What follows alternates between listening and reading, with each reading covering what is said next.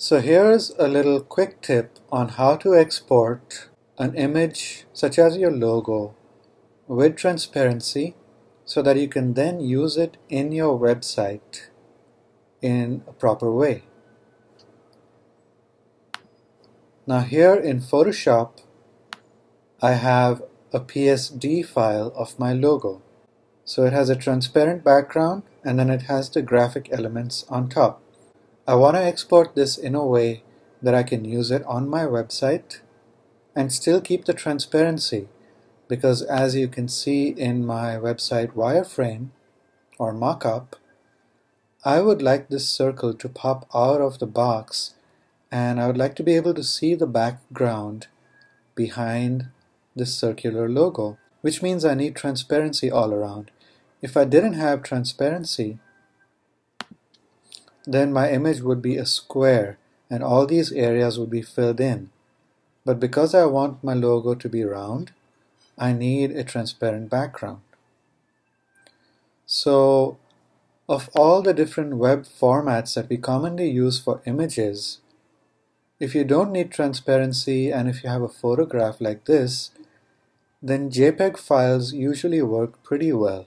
But when you need transparency, JPEGs don't support transparency, so you need to export a PNG file, and that's what I'll be doing here. So I open my PSD file in Photoshop and go to File, Save for Web and Devices. Now here you can see my original image and the image that will be exported. This is the Save for Web and Devices window. It can export different kind of web images including JPEGs, GIFs, and PNGs and more. As I mentioned, JPEG does not support transparency. That's why the corners get filled in with some color, in this case white. But because I want transparency in my web page, I'm going to choose PNG. I can choose PNG 8, which is great when your images have very few colors, such as this, for logos or things that have no gradients, no shading, no textures, but they're flat colors. PNG 8 can really reduce the file size. You can see down here, my original Photoshop file was 156 kilobytes, but the PNG 8 file will be only 3 kilobytes. 3.2 kilobytes. If I went with PNG 24, the file size goes up to almost double, almost 6 kilobytes. But the thing with PNG 24 is, if you have an image that has a lot of details, gradients, textures, PNG 24 supports smoother colors, more variation, more textures. And they will still look good if you use PNG 24, even though the file size will be slightly bigger. But with PNG 8, it will only look good for images that have flat colors and solid colors.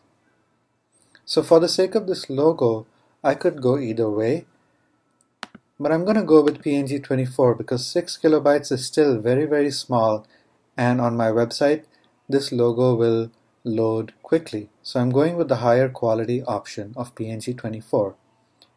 The other thing is, you can also change your image size while you are exporting, which means my original image will stay at 200 pixels, but I know from my website layout that I want my logo to be 150 pixels wide and 150 pixels tall.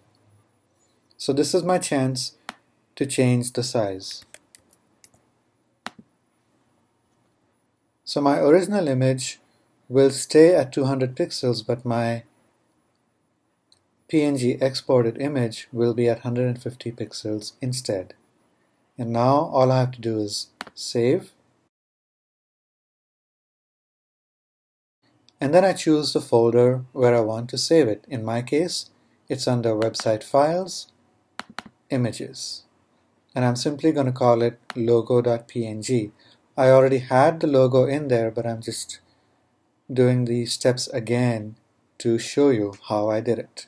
And the last step is click Save. In case you are making changes or your logo or your image already exists, Photoshop is going to ask you if you want to replace the file. In this case, I do want to replace the file, so I'll say replace, and that's it.